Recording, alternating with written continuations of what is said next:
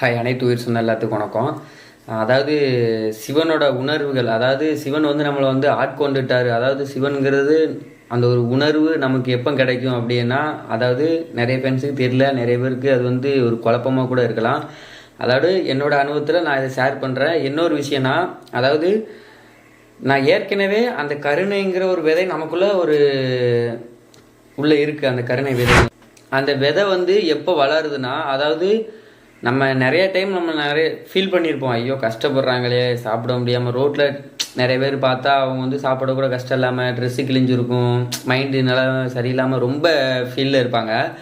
அந்த டைமில் வந்து அவங்கள நினைக்க முடிச்சு நம்ம ஒரு ஒரு ஒரு ஒரு 2 செகண்டாச்சும் கொஞ்சம் வருத்தப்படும் இந்த மனசு. அதுதான் பேசிக்கு. ஏன்னா சிவனுங்கிறது வேற எங்கேயுமே இல்லை, நம்மளோட ரியாக்ஷன், நமக்குள்ளே இருக்கிற உணர்வு தான். இந்த உணர்வு நிலை எப்போ நமக்கு கிடைக்குன்னா, அதாவது நம்ம வந்து எதேதோ நமக்கு நிரந்தரம், எதேதோ நமக்கு சொந்தம், இவங்க நம்ம கூட வருவாங்க, லைஃப் டைம் வரைக்கும் இவங்க நம்ம பார்ட்னராக இருப்பாங்க. அவங்களும் சொல்லுவாங்க, நான் வந்து லைஃப் கூட 100 எப்படி சொல்கிறது, நான் உங்க கூட தான் இருப்பேன், எந்த ஒரு சூழ்நிலை வந்தாலும் பிரிய மாட்டேன் அப்படிங்கிற ஒரு வாக்குமூலம் கூட விட்டுருப்பாங்க. இதில் வந்து இன்னொரு விஷயம், என்ன விஷயம் நம்ம சொல்லனா, அதாவது 100% 100க்கு 100 கூர்மையாக இருக்குது, எதுவுமே சக்ஸஸ்ஃபுல்லாக இருந்தது இல்லை. அதாவது லவ்வாக இருந்தாலும் சரி, எதுவாக இருந்தாலும் சரி, அதை தாண்டி போகக்கூடிய ஒரு மனப்பான்மையோட ஓகே அப்படிங்கிற அக்செப்ட் பண்ணுற ஒரு பர்சனால் மட்டும்தான் அடுத்த ரிலீஃப் போகும். ஏன்னா இதை நான் எதுக்கு சொல்கிறேன்னா, சிவனுங்கிறது நம்ம வந்து ஒரு விஷயத்தை நம்ம ஒரு உணர்வு நிலையில் நம்ம வச்சுக்க முடியாது. நமக்கு கஷ்டங்கள் வரும். அதாவது கஷ்டங்கள்னால் நம்ம சுற்றி இருக்கிறவங்க எல்லாமே ஒரு சில டைமில் கை விடுவாங்க. ரொம்ப மனசு கஷ்டமாக இருக்கும். நம்ம ஒரு சின்ன ஒரு உதவி போய் கேட்டிருப்போம், அந்த உதவி கிடைக்காது. அப்போது ஏன் இப்படி இருக்குது கடவுளே, நீலாம் ஏன் இருக்கியா இல்லையா, கடவுள்கிட்ட சண்டை போடுவோம், எல்லாம் அவரை பிடிச்சி திட்டுவோம், நமக்கு வாய்க்கு வந்து இப்படிலாம் பேசுவோம் அவரை வந்து. அப்போது ஒரு ஃபீலாக இருக்குது. நிறையா ஒரு டைமில் இருக்கும்போதுல, அதாவது நம்ம சாகக்கூடிய, அதாவது நம்ம உடம்புல இருந்து உயிர் பிரியக்கூடிய அந்த ஒரு நொடி கூட நம்ம வந்து ரொம்ப வருத்தப்பட்டு வேதனைப்பட்டுக்கிட்டே இருப்போம். அந்த கடைசி நொடியில் தான் நமக்கு ஒரு விளக்கம் தெரியுங்க. அதாவது உண்மையான ஒருத்தன் வந்து தெளிவு அடைகிறான்னா அவனுக்கு வந்து எப்படி சொல்கிறது, சோதனை மூலயமா தான் அவன் வருவான். ஏன் அந்த சோதனைகள்லாம் அந்த பக்குவத்துக்கு வந்தப்போ தான் அவனுக்கு புரியும். ஓகே, அப்போது இவ்வளோ நாள் நம்மக்கிட்ட இருந்தவங்க, நம்ம கூட பழகுனவங்க, சுற்றி இருந்தவங்க எல்லாருமே அப்போ ஒரு சின்ன ஏதோ ஒன்று எக்ஸாம்பிளுக்கு நம்மகிட்ட எதிர்பார்த்துட்டு இருக்காங்க அப்படிங்கிற ஒரு மைண்ட் நிலைக்கு வருவோம். அந்த நிலைக்கு வந்த பிறகு அதுக்கப்புறமா நமக்கு ஒரு தேடல் வரும். அப்போ யார் கடவுள் அப்படிங்கிற ஒரு விஷயம் வரும். அந்த டைமில் நம்ம சின்ன வயசுலேருந்து, அதாவது நம்ம தெரிஞ்சோ தெரியாமையோ ஏதோ ஒரு கடவுள் மேலே பக்தியாக இருப்போம். அது இயேசுவாக இருந்தாலும் சரி, அல்லாவாக இருந்தாலும் சரி, முருகராக இருந்தாலும் சரி, விநாயகராக இருந்தாலும், விஷ்ணுவாக இருந்தாலும் சரி, அவங்க மேலே ஒரு இணை புரியாத ஒரு பற்று வரும். அந்த அன்பு வந்து நம்ம ஒவ்வொன்றா கேட்க கேட்க கிடைச்ச மாதிரி நமக்குள்ள ஒரு ஃபீலிங்காக கூட ஒரு உணரலாம். ஆனால் இதில் மெயின் ஒரு விஷயம் என்னென்னா, எல்லாமே சிவம் தான் நம்ம வைக்கக்கூடிய. அதாவது நான் எப்படி சொல்கிறது, நம்ம வந்து நம்ம அப்பா இருக்காங்க, நம்ம நல்லா இருக்கும்னு நினச்சி நம்ம நிறைய பண்ணுறாங்க. ஆனால் சிவன் வந்து அப்படி எதுவுமே பண்ண மாட்டார். அவர் எப்படி சொல்கிறார், அமைதியாக இருப்பார். உனக்கு வரக்கூடியது நீயே பேஸ் பண்ணு, நீயே சால்வ் பண்ணு, உன்னால் உனக்கு முடியும் அப்படிங்கிற ஒரு நம்பிக்கையும் தைரியத்தையும் கொடுப்பாரு. இதை மட்டும் தான் அவர் செய்வார், வேறு எதுவுமே செய்ய மாட்டார். அதுலேருந்து கடந்து வரக்கூடிய ஒரு பக்குவ நிலையை கொடுப்பாரு. ஒரு எப்படி சொல்கிறது, அடுத்த இதுக்கு போகிறதுக்கு வழி சொல்லுவார். இதுதான். ஏன்னா எந்த தெய்வத்தை கும்பிட்டாலும் அது சிவனை தான் போய் சேரும். ஏன்னா சிவன் வந்து சொல்கிறாரு, எப்படி சொல்கிறது, நீ இந்த கடவுளை என்னை மட்டும் தான் நீ வழிபடணும், எனக்கு மட்டும் தான் இது பண்ணணும், அது பண்ணணும், அப்படிலாம் கிடையாது. அவர் எதுவுமே சொல்லலை. நீ எந்த கடவுளை கும்பிட்டாலும் அதுலேயே நான் இருப்பேன் அப்படின்னு சொல்கிறாரு அவர். அதுதானே அப்பாவோட ஸ்பெஷலே.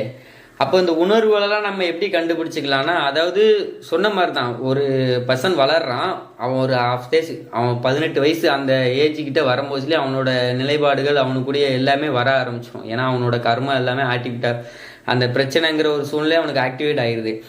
அப்போ அவன் என்ன நினைக்கிறான், பக்கத்தில் இருக்கிற மாதிரி பார்த்து வாழன்னு ஆசைப்பட்றான். பக்கத்துலனா இப்போ நான் ஒரு பைக் வச்சுருக்கேனோ, ஏதோ ஒரு நான் நீட்டாக ஏதோ ஒன்று வச்சுருக்கேனோ, அவன் மனசு ஆசைப்படும். அப்போ நம்மக்கிட்ட இல்லையே, நம்மளால் வாங்க முடியலன்னு சொல்லி அவன் மனசு ரொம்ப கஷ்டப்படும். நிச்சயமாக அவன் வாங்கிடுவான், வாங்க மாட்டாங்களே.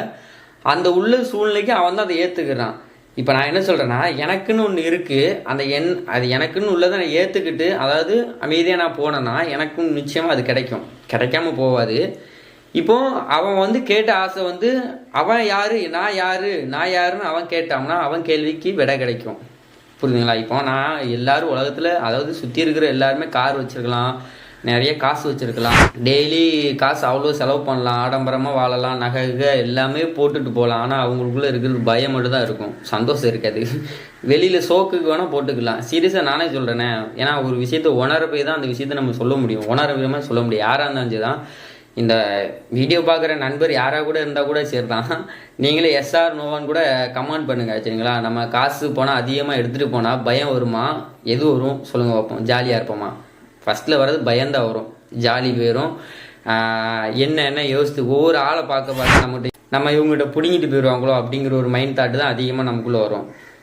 அப்போது நம்ம ஒரு ஃப்ரீயாக இருந்தோம்னா, எந்த ஒரு எதிர்பார்ப்பு இல்லாமல் ஹாப்பியாக இருந்தோம்னா எது வாழ்க்கை இதுலேயே நமக்கு தெரியும். கழுத்து நிறைய செயின் போடுறதா, கை நிறைய பணம் வச்சுட்டு அலையதா? பணம் தேவை, வாழ்கிறதுக்கு தேவை, தர்மம் பண்ணுறதுக்கு தேவை, நம்மளோட யூஸுக்கு தேவை. ஆனால் அதை சேர்த்து வச்சுட்டு வெளியே சீன் காட்டணும்னு நினச்சிட்டு நம்ம பண்ணணும்னு வச்சுக்கோங்களேன், அது நம்மளை தான் திரும்பி வந்து பெருசாக ஆப்பு வைக்கும். ஏன்னா இந்த கர்மாங்கிறது அப்படி தாங்க இருக்குது. சிவநிலையை நம்மக்கிட்ட வரமிச்சிலேயே நம்மளோட கர்மாவும் ஆட் ஆகி அப்படியே கர்மாவை கடந்த பிறகு தான் கடவுளை பார்க்க முடியும். அதாவது கடவுளே இல்லைன்னு சொல்லி நிறைய பேர் பேசுகிறாங்க. அந்த பேசுகிற நபர்கள் நண்பராக இருக்கலாம், யாராக இருக்கலாம், எவ்வளோ பெரிய ஆளாக கூட இருக்கலாம். உங்களோட மூச்சை மட்டும் பிடிச்சிட்டு 2 நிமிஷமோ 1 நிமிஷமோ நான் பெருசவன் நான் பெரியவன் உங்களுக்குள்ளே நீங்கள் பேசி பாருங்கள், உங்களுக்குள்ளே தெரியும். நீங்கள் செத்த பிறகு உங்களையே வந்து பணத்தை எப்படா தூக்க போகிறீங்க அப்படின்னு சொல்லிட்டு போயிடுவாங்க. அதாவது இந்த உலகத்தில் ஒரு பிரச்சனை ஒரு விஷயம் நடக்குதுன்னா ஐயோ அப்படியா அப்படின்னு அந்த ஒரு செகண்டு மட்டும்தான், அந்த ஒரு செகண்டு மட்டும்தான் யோசிப்பாங்க. அதுக்கப்புறம் யோசிக்க போகிறதே கிடையாது, அதை பற்றி கவலைப்படுறது கிடையாது.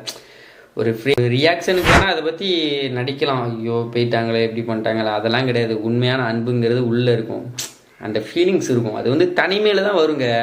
நிறைய பேர் நிறைய வழியெல்லாம் அனுபவப்பட்டிருக்காங்க. அந்த நிறைய வழிகளையும் கடந்து தான் அந்த ஒரு விஷயத்துக்கு போயிருப்பாங்க. நம்ம வந்து ஆஃப்டர் ஆல் சாதாரணமாக நினச்சிடலாம், ஐயோ இப்படி சம்பாரிச்சிட்டானே, இப்படி பெரிய இப்படி நம்ம வந்து நினைப்போம். ஆனால் ஒரே ஒரு விஷயந்தாங்க, இந்த வாழ்க்கை அதாவது என்ன கொடுக்குன்னா, நம்ம கூட போட்டிக்குன்னு வராமல் இருக்க மாட்டாங்க. எல்லாரும் நம்ம கூட போட்டிக்கு வருவாங்க. நீங்கள் சின்னதாக ஒரு விஷயம் தொடங்கலாம் சரி, அதுலேயும் போட்டிக்கு வருவாங்க. நம்ம சாதாரணமாக ஒரு பண்ணாலும் போட்டிக்கு வருவாங்க. அந்த போட்டிக்கு வரும்போது உங்கள் மனசு எப்படி இருக்குன்னு நீங்கள் சொல்லுங்கள் பார்ப்போம். நிச்சயமாக நீங்கள் இதுக்கு பதில் சொல்லி ஆகணும். இந்த உள்ள இருக்க மனசு வந்து என்ன தெரியுமா, அப்படியே ஒரு ஈகோ அட்ராக்ஷனில் எரியும். தன்னை அறியாமல் ஒரு இந்த கோபத்தோட விளைவு நம்மளே தாழ்த்தி நம்மளே அழிஞ்சுக்குவோம் அந்த இடத்துல. ஆனால் ஒரே விஷயம், ஒருத்தன் நம்ம கண் எதிரில் வளருதானா, நல்லா அவன் சம்பாதிக்கிறானா, நல்லபடியாக இருக்கானா, சரி இன்னும் சம்பாதிக்கட்டும், அவன் வந்து இன்னும் வளரட்டும், அவன் நிறைய காசு சம்பாதிச்சு அவன் நல்லபடியாக இருக்கட்டும் இந்த மனசு நினச்சிச்சுன்னா நம்ம வளர ஆரம்பிச்சிடுவாங்க.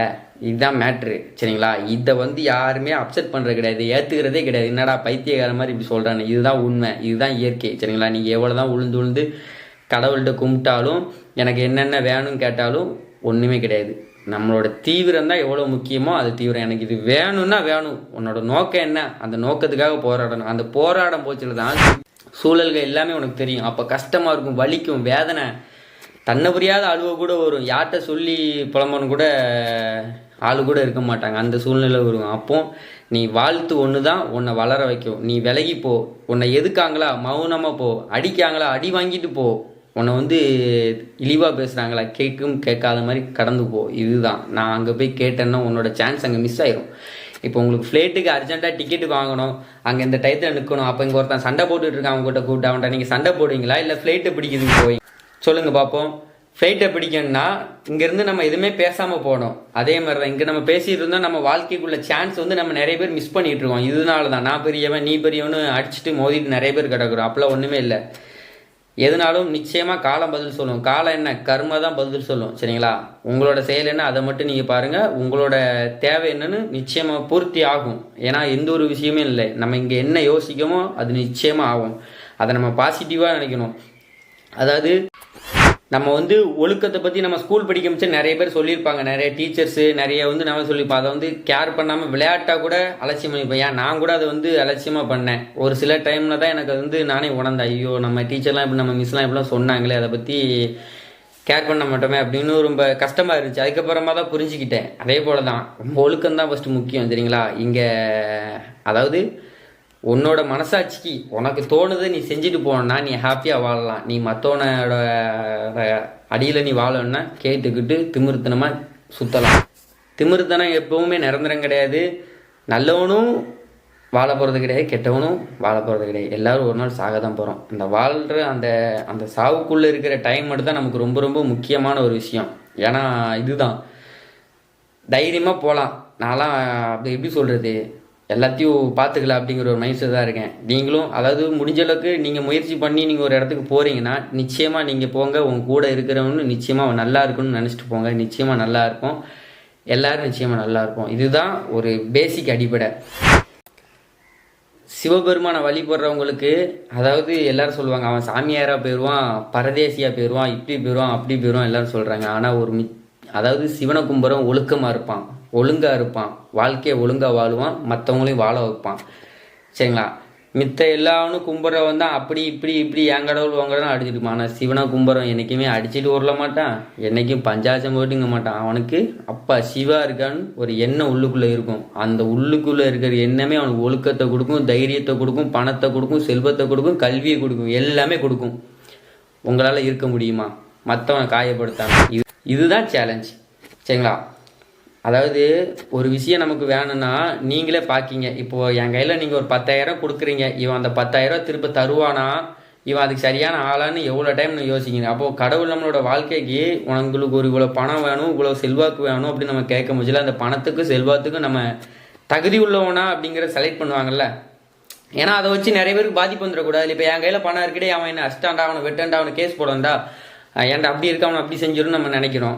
அப்போ இந்த பொறுமைக்கும் இந்த பக்குவத்துக்கும் வந்த பிறகு தான் எல்லாமே, அதாவது பக்குவத்துக்கு வந்த பிறகு எல்லாமே கிடைக்கும். சரிங்களா? பக்குவத்துக்கு வர்றது மட்டும்தான் கொஞ்சம் கஷ்டம். அப்பனோட பிடியில சிக்குன்னு ஒரு பிடி. அப்பா நீ இருக்க, இடியே இடிச்சாலும் இதயத்திலே ஈட்டி பாஞ்சாலும் அப்பா சிவா நீ இருக்க அப்படின்னு ஒரு தைரியத்தோட நீ உள்ள போனா நீ பக்குவமாவ, மன அமைதி கிடைக்கும். உனக்கு என்ன வேணுங்கிறது அவரே கொடுப்பார். சிவா வாழ வைங்க, எல்லாத்தையும் வாழ விடுங்க. நல்லதே நினைங்க, நல்லதே நடக்கும். நமச்சிவாயா.